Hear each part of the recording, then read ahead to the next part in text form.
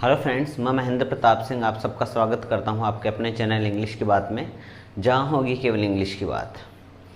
देख पा रहे होंगे आप बोर्ड पे कि आपके सामने पोएम नंबर 2 जो आरबीएससी 10th से बिलोंग करती है, उसका आधा पार्ट मैंने आपको बता दिया था, जिसमें मैंने आपको राइम स्कीम भी बताई थी। तो सबसे पहले तो मेरी उन व्यूवर्स से रिक्वेस्ट है जो फर्स्ट टाइम मेरे वीडियो को देख रहे हैं, तो please like share and subscribe तो ज़रूर कर लें। उसके बाद में आगे बढ़ते हैं अपने इस पॉइंट पे। पीछे जो फर्स्ट पार्ट था वो आपको एक स्टोरी के जरिए मैंने समझाने की कोशिश की थी, और अगर वो पार्ट आपने नहीं देखा तो उसको पहले ज़रूर देखें, क्योंकि इसमें एक स्टोरी थी और स्टोरी के जरिए मैंने इस पोएम को समझाने की कोशिश की थी। अपना इंग्लिश पढ़ाने का एक मेथड अलग है, जिसमें हर एक चैप्टर और हर एक पोएम आपको एक स्टोरी के जरिए सिखाई जाएगी, ताकि आप जब कभी उस पोएम को देखें आपको पूरा कंसेप्ट आपके माइंड में रहे। बढ़ते हैं आगे अपने आज के पॉइंट पे। आरबीएससी 10th की ये पोएम है, और पोएम नंबर 2 जिसका नाम है माई गुड राइट हैंड, मेरा अच्छा दाहिना हाथ, जिसका सेंस था मेरा हार्ड वर्क। और उसके बाद ये है कि इसको लिखा किसने था, तो इसके जो राइटर हैं, इसके जो पोइट हैं, उनका नाम है चार्ल्स मेके। ये वाली चीज़ आप ज़रूर लर्न करें, क्योंकि जब भी आप रेफरेंस राइट करेंगे तब आपको यह ज़रूरत पड़ेगी और 1 नंबर आप आराम से बना पाएंगे। आते हैं पॉइंट पे। वर्ड बाय वर्ड हम इसका हिंदी ट्रांसलेशन करते हैं। माई करेज रिवाइव्ड। मैं एक बार पुनः थोड़ा सा पीछे की तरफ जाना चाहता हूँ। बात इतनी हो गई थी कि अपना जो पोइट था वो किसी न किसी वजह से उसका जो मिसफॉर्चून था उसके पीछे लग गया था, दुर्भाग्य में पड़ गया था, और उसने जब अपने सभी दोस्तों से हेल्प मांगी तो किसी ने भी उसकी हेल्प नहीं की। वह शर्तें उसको अच्छी अच्छी राय तो दी, सलाह तो दी, लेकिन वो अपना धन देने से काफ़ी कतराते थे। जब किसी ने उसकी हेल्प नहीं की तो उसने सब कुछ त्याग दिया और उसने केवल अपने वर्क हार्ड पे डिपेंड वो हो गया। और उसके बाद में एक भगवान पे उसने ट्रस्ट किया, अपने वर्क हार्ड पे ट्रस्ट किया, और किसी न किसी करके वो कैसे न कैसे करके वो बहुत ज़्यादा स्ट्रॉन्ग हो गया। उसके आगे बातचीत है। कवि कहता है माई करेज रिवाइव्ड, मेरा जो साहस था वो वापस से प्राप्त हो गया। रिवाइव्ड मीन्स पुनः प्राप्त होना। In my desperate fortune despite, despite means के बावजूद, और फॉर्चून मीन्स होता दुर्भाग्य। मेरे दुर्भाग्य के बावजूद भी मेरा जो करेज था मुझे वापस से प्राप्त हुआ, क्योंकि इसने अपने टोटल फोकस अपने वर्क हार्ड पे, कठिन परिश्रम पे और अपने भगवान पे कर लिया। And my hand was as strong, मेरा हाथ इतना मजबूत हो गया। हैंड मीन्स है कठिन परिश्रम आप बोल सकते हैं। मेरा कठिन परिश्रम इतना स्ट्रॉन्ग था। As my spirit was light, light means होता है हल्का, और यहाँ है प्रसन्न। जितनी की मेरी मनः स्थिति, स्पिरिट मीन्स होती है मनः स्थिति, जिसको आप मूड भी बोल सकते हैं। तो मनः स्थिति जितनी इसकी प्रसन्न चित्त हुआ करती थी, उतना ही स्ट्रॉन्ग इसका क्या हो गया, वर्क हार्ड हो गया। इसका मतलब जब इसने अपना वर्क हार्ड करना चालू कर दिया तो सब कुछ जब अच्छा होने लगा तो इसकी मन स्थिति भी लाइट हो गई। लाइट मीन्स होता है हल्का महसूस करना, और हल्का महसूस मीन्स वो एकदम अब अपने स्ट्रेस से काफ़ी ऊपर तक उठ चुका था। इट रेज्ड मी, या आई नहीं है, ये होगा इट रेज्ड मी, इसने मुझे उठाया। ये इट कौन है? इट है वर्क हार्ड। आप फिर से गौर करेंगे ये इट किसके लिए रेफर हुआ है। जब छोटा क्वेश्चन बने तो आप बताएंगे ये है वर्क हार्ड के लिए रेफर हुआ है। मी, इसने मुझे उठा लिया फ्रॉम सोरो, दुखों से, इसने मुझे दुखों से ऊपर उठा दिया। It saved me from pain, इसने मुझे दर्द से बचा लिया। जो इसने वर्क हार्ड किया उसकी वजह से ये दुखों से भी ऊपर उठ गया, और साथ में जो इसके पेन थे, दर्द थे, उनसे भी ये ऊपर उठ गया। इससे इसने बचा लिया, मतलब जो वर्क हार्ड था उसने इसको शोरों से भी बचाया, दुख से भी, और जो दर्द थे इसके उनसे भी ऊपर उठा दिया। It fed me, it means work hard ने, इसने मुझे खिलाया। अब क्वेश्चन है कि मी किसके लिए रेफर हुआ है, तो मी पोइट है। इसने वर्क हार्ड ने पोइट को खिलाया, फेड मीन्स होता खिलाना, एंड क्लेड मी, और कपड़े भी पहनाए। जब इसने वर्क हार्ड करना चालू कर दिया, अच्छा इसका वर्क चलने लग गया, तो इसकी वजह से ये अच्छे ढंग से कपड़े पहनने लग गया और अच्छे ढंग से अपना भरण पोषण करने लग गया। अगेन एंड अगेन, बार बार। जब एक बार किसी से मांगे तो एक ही बार दे सकता, बार बार नहीं दे सकता, लेकिन हम सेल्फ डिपेंड हो जाते हैं तो जब जब हम चाहेंगे तब तब अच्छा खा सकते हैं, जब जब हम चाहेंगे तब तब अच्छा पहन सकते हैं। इट मीन्स जब इसने वर्क हार्ड करना स्टार्ट कर दिया तो उस वर्क हार्ड की वजह से इसका काम अच्छा चलने लगा, इसके पास में इनकम अच्छी आने लगी, इसका कॉन्फिडेंस लेवल बढ़ गया और उसके बाद में इसकी जो स्थिति थी वो काफ़ी अच्छी हो गई और बार बार अच्छे ढंग से खाने लगा, अच्छे ढंग से पहनने लगा। But all of was because of you can say work hard, जो भी कुछ था वर्क हार्ड की वजह से ही हुआ था। एक बार इसको दोबारा से देख लेते हैं। माई करेज रिवाइव्ड, मेरा साहस वापस से प्राप्त हो गया। माई का किसके लिए रेफर हुआ है? ये हुआ है पोइट के लिए। एक एक चीज़ को देखते जाएं। इन माई फॉर्चून डिस्पाइट, मेरे दुर्भाग्य के बावजूद भी मेरा जो करेज था मेरे पास में आ गया, मैंने प्राप्त कर लिया। And my hand was a strong, यहाँ हैंड के अगले पूछेगी हैंड किसके लिए रेफर हुआ है, तो वर्क हार्ड के लिए हुआ है। तो जो मेरा वर्क हार्ड था, मेरा कठिन परिश्रम था, उतना ही स्ट्रॉन्ग था as my spirit was light, जितनी की मेरी मन स्थिति प्रसन्नचित हुआ करती थी। वैसे लाइट मीन्स हल्का होता है, हल्का मीन्स अभी ये प्रसन्नचित महसूस करा। इट रेज्ड मी, इसने मुझे उठा लिया, फ्रॉम पेन, दर्द से। It saved me from pain, और इसने मुझे क्या कर लिया, दुखों से भी बचा लिया। अब क्वेश्चन ये है कि इट किसके लिए हुआ है रेफर, तो आपको ये भी पता है इट किसके लिए हुआ है, मी किसके लिए हुआ है। जस्ट इमेजिन करेंगे ये आपको अपोस्ट्रोफी में दे दें और फिर पूछें कि ये इट किसके लिए रेफर हुआ है, तो आप तुरंत बताएंगे इट हुआ है वर्क हार्ड के लिए, और मी किसके लिए रेफर हुआ है, ये हुआ है अपने पोइट के लिए। बढ़ते हैं आगे वाले स्टेंजा पे। द फ्रेंड्स हु, दोस्त जो हैड लेफ्ट छोड़ चुके थे, मी मुझे, केम बैक एवरीवन, हर एक वापस आ गया। जितने भी दोस्त मुझे छोड़ चुके थे वो सभी दोस्त मेरे पास में वापस आने लगे एक एक करके, क्योंकि अभी ये अपने लेवल से ऊपर उठ चुका था। और हम सब जानते हैं, अगर आपको रिलेटिव और एक्वेंटेंसेस की पहचान करनी, अपने जो अपने आप समझते हैं मेरे खुद के हैं, मेरे अपने हैं, उनको पहचानने का सबसे बढ़िया तरीका होता है कि जब आप मुसीबत में होते हैं तब उनकी पहचान होती। तो जब अपना पोइट मुसीबत में था तभी सभी चले गए थे, लेकिन जैसे ये वापस अपने लेवल पे आया है सभी लोग इसके पास में वापस आने लगे हैं।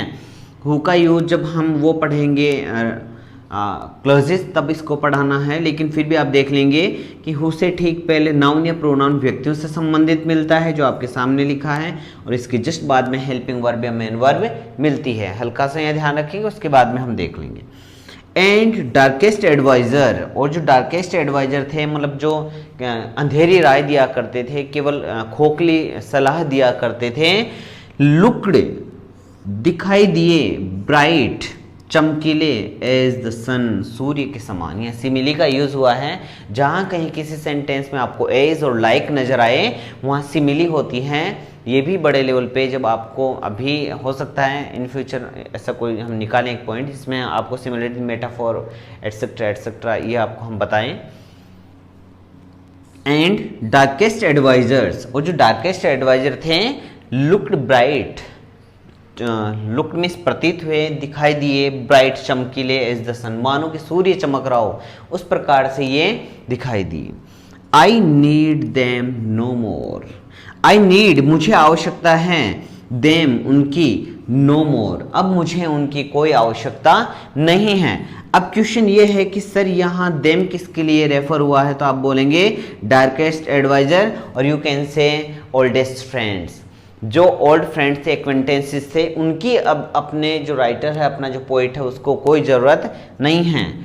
क्यों नहीं है? एज दे ऑल अंडरस्टैंड, जैसे कि वह सभी समझते हैं। अब जब उनको ये रियलाइज़ हो गया कि इसके पास में काफ़ी पैसा है, काफ़ी अच्छे लेवल पे पहुंच चुका है, तो सभी आने लगे, बहुत अच्छे ढंग से इससे बातचीत करने लगे। लेकिन अपना पोइट ये बोलता है कि अब मुझे उनकी कोई आवश्यकता नहीं है, क्योंकि अब मैं सेल्फ डिपेंड हूँ। और ये उस चीज़ को भली भांति जानते भी थे, क्योंकि जब भी अपने घर पर कोई मेहमान आए और हम उससे अगर अच्छे से विद इन टेस्ट बातचीत नहीं करें, तो उसको कर्टेसी के साथ में अगर हम उससे बातचीत नहीं कर पा रहे हैं, तो उसको कहीं ना कहीं जाके उसको रियलाइज़ हो जाएगा कि शायद अब इस व्यक्ति को मेरी कोई ज़रूरत नहीं है।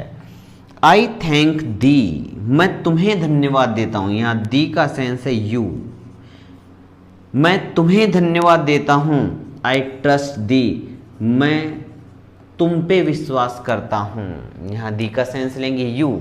अब ये दी किसके लिए रेफर हुआ है? My good right hand, it means इसका सेंस है पोइट्स वर्क हार्ड। जो पोइट का वर्क हार्ड है वो इसका सेंस है। ये बोलता है कि मैं मेरे वर्क हार्ड को ही तो धन्यवाद देता हूँ और मेरे वर्क हार्ड पे ही मैं ट्रस्ट करता हूँ, जिसकी वजह से जो लोग मुझे छोड़ के जा चुके थे, मेरी तरफ बिल्कुल भी गौर नहीं किया करते थे, मुझे केवल डार्क एडवाइस दिया करते थे, लेकिन अपना धन देने से डरते थे, तो उनके बजाय तो ये है कि मैं आप पे विश्वास करूंगा, मैं आप पे ही क्या करूंगा, आपको ही धन्यवाद दूंगा। और ये यू है कौन? ये रेफर हुआ है पोइट्स वर्क हार्ड, कवि के वर्क हार्ड के लिए। वो भी क्वेश्चन बन सकता है और साथ में ये वाला क्वेश्चन भी बन सकता है कि माई गुड राइट हैंड से आप क्या समझते हैं, तो आप समझेंगे पोइट्स वर्क हार्ड, जो पोइट का वर्क हार्ड था। अब आप देख पाएंगे यहाँ तीन चीजें हैं। एक है वेरी वेरी इंपॉर्टेंट है, आप इसको साइड में भी लिख सकते हैं। माई गुड राइट हैंड से आप क्या सेंस लेते हैं, तो आप बताएंगे पोइट्स वर्क हार्ड। उसके बाद में था हेवन, जो लास्ट वाली जो स्ट्रेंजर्स थे उसमें एक था गोल्ड। गोल्ड से यहाँ अगर हम सेंस लें तो गोल्ड से था, और एक था गोड। गोड तो खैर आप समझते हैं, हेवन मीन्स गोड था, HEAVEN हेवन, और उसका सेंस था गोड, कि मुझे हेवन पे विश्वास है, हेवन मीन्स गोड पे। और आप यहाँ देखें गोल्ड मीन्स था मनी। आप ये बहुत अच्छे से लर्न कर लेंगे, क्योंकि कई बार ऐसा क्वेश्चन भी बन जाता है कि गोल्ड जो था, जैसे लास्ट वाला जो सेकंड स्टेंजा था उसकी लास्ट लाइन थी उसी में था, तो वो अपना धन देने से डरते थे। तो आप इसका बताएंगे कि धन देने से डरते थे। इसका जो फर्स्ट स्टेंजा था उसके लास्ट में ये वर्ड था, आप कहीं पे भी देखेंगे उसमें मिल जाएगा आपको।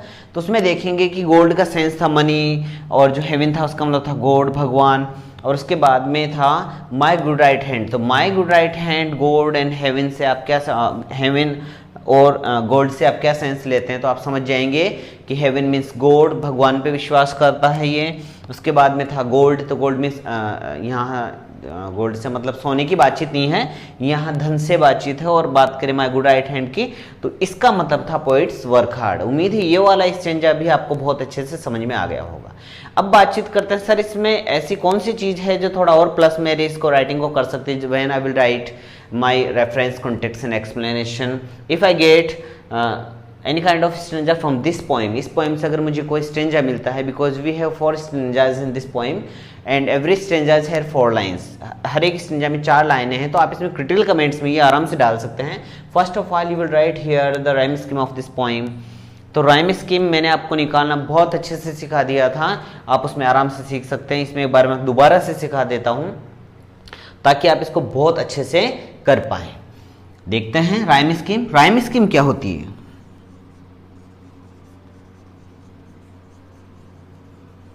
राइम स्कीम क्या होती है? इसका मतलब होता है तुकबंदी। तुकबंदी, तुकबंदी क्या होती है? जिसे आपने पहले सुना होगा, रहीमन धागा प्रेम का मत तोड़ो छुटका। ये आप जहां मैं गौर करवा रहा हूं वहीं सुने, छुटका। रहीमन धागा प्रेम का मत तोड़ो छुटका, ये टूटे से फिर ना जुड़े, जुड़े गांठ पड़ जा, ये दोनों तरफ ये बड़ा भया तो क्या भया, जैसे पेड़ खजूर, पंथी को छाने फल लागे अति दूर, इट मीन्स रह। वैसे गाने भी बनते हैं, आपने कई बार गाने भी सुने होंगे। अभी मैं गाना सुनूंगा, आप बोलेंगे सर इंग्लिश की बातचीत थी, आपने इंग्लिश के बजाय कौन सी बातचीत चला दी। लेकिन ये जरूरी है, अगर आप बेसिक चीज़ नहीं सीखेंगे तो आपको ऊपर तक समझ में नहीं आएगा। अब जैसे गाने बनते, एक पहले गाना चला करता था, कर गई कर गई कर गई, मर गई मर गई मर गई, ई। तो आपकी एक बात तो समझ में आ गई कि तुकबंदी उसको बोलते हैं जब लास्ट वाले जो वर्ड हैं उनका जो लास्ट वाला रिदम हो एक साथ बैठे, तो हम उसको तुकबंदी बोलते हैं। But how can we write this तुकबंदी, this rhyme scheme in English? हम इस राइम स्कीम को इंग्लिश में कैसे लिखें? इट्स टू ईजी, देखते जाएं, ये बहुत ईजी हैं। तो अपने जो इंग्लिश के पोइट्स थे उन्होंने भी इसकी राइम स्कीम निकालनी स्टार्ट की, और हमारे वाले जो इंग्लिश वाले जो पोइट्स हुआ करते थे उन्होंने इस राइम स्कीम को ABCD, इट मीन्स अल्फ़ाबेट में निकालने की कोशिश की। बातचीत करते हैं यहाँ, तो इसका जो फर्स्ट साउंड आया उसको उन्होंने नेम दिया A, like despite, despite, pite, pite, आप समझ गए होंगे। Light, pite, light, it means A की जैसी है, तो आपने इसको ए। अगर अलग आपका साउंड प्रोड्यूस होता है तो आप उसको बी जो है देंगे नेम। आपने देखा डिस्पाइट लाइट, बट पेन यहाँ अलग साउंड है तो आपने कहा B. Again, pain and again, ये एक जैसे हैं, ये लीजिए। तो आपकी राइम स्कीम बनी ए, BB। तो मैंने ये भी बताया था मोस्टली पोएम्स की जो राइम स्कीम होती है, जो फर्स्ट स्ट्रेंजा में राइम स्कीम होती है, वही लगभग 95% जो आपकी पोइट्रीज है उनकी राइम स्कीम होती है। यहाँ देखेंगे आपने कहा 1A sun A but understand B and hand B। It means यहाँ वाली जो राइम स्कीम है वो भी आपको दिख गई होगी AABB। तो सर क्या हर बार ऐसे होगा? हम ये कैसे पहचाने कि हर एक पोएम राइम स्कीम रखती होगी? नो, ये जरूर नहीं कि हर एक पोएम आपका राइम स्कीम रखती हो। तो आप देखेंगे अगर A B C D अगर ऐसी कुछ राइम स्कीम आ रही है तो राइम स्कीम नहीं है, आप तुरंत लिखेंगे there isn't any kind of rhyme scheme in this stanza. इस स्ट्रेंजा में कोई भी राइम स्कीम नहीं है। बट अगर आपका ऐसा हो कि A B C, ठीक है, यहाँ एक का कपल हो गया तो आप A B, मतलब आप ये सोचेंगे ABCD आने के बजाय इसमें किसी का भी आपका एक जो पेयर है वो मैच हो जाना चाहिए। ऐसा भी हो सकता है ABBC, ऐसा भी हो सकता है ABCC या AABB, ऐसा भी कुछ हो सकता है। तो एक न एक का पेयर बनना जरूरी है, अदरवाइज अगर किसी का भी सी के बाद में डी आता है, किसी से भी पेयर नहीं बना पाता तो वहाँ राइम स्कीम नहीं हो पाती। उम्मीद है आपको राइम स्कीम भी इससे समझ में आ गई होगी। रेफरेंस आप इसका आराम से राइट कर सकते हैं, जिसमें मैंने पहले लिखवा भी दिया होगा आपको, और नहीं लिखवाया तो आप कमेंट बॉक्स में जरूर डाल लें। हम इसका रेफरेंस कॉन्टेक्स्ट एक्सप्लेनेशन भी कर सकते हैं आराम से, और बहुत अच्छे ढंग से इसको क्लियर भी करेंगे। इसके बाद में बातचीत करते हैं राइम स्कीम। आपको समझ में आ गई। रेफरेंस आप लिखेंगे these line have been taken from the poem, और पोइम का नाम कंपोज्ड बाय, उसके बाद में पोइट का नाम, ये मैंने आपको बता दिया था। और कॉन्टेक्स्ट में आपको लिखना था, केवल इसका इशारा करना है कि इसमें आपको क्या कहा गया है। तो इसमें अपने जब अच्छे दिन आ गए तो वो अपने इस जो है हार्डवर्क उसको थैंक बोलना चाहता है। इसमें अपने जो भी है उसने किए हैं हार्डवर्क, और उसके जो डार्क एडवाइजर थे वो क्या क्या इसके हार्डवर्क की वजह से इसको गेन हुआ, वो सभी चीज़ें आप इसमें राइट करेंगे। जब मैंने वर्ड टू वर्ड आपको इसका हिंदी ट्रांसलेशन सिखा दिया है तो उसके बाद में काफ़ी सारी उम्मीदें ये हैं कि आप इसमें से आराम से क्वेश्चन बना पाएंगे और बोर्ड एग्जाम में बिल्कुल भी नहीं डरेंगे। ये था इसका सेकंड पार्ट। अगर आपको ये वीडियो पसंद आया तो इसको प्लीज़ ज़रूर लाइक करें। अपने आसपास आपके जो भी फ्रेंड सर्कल में अपने रिलेटिव्स हैं उनको शेयर ज़रूर करें, ताकि नेक्स्ट टाइम जब भी आपका ये पोएम आए तो आप इसको बहुत अच्छे से कवर कर पाएँ। Thank you, thanks a lot.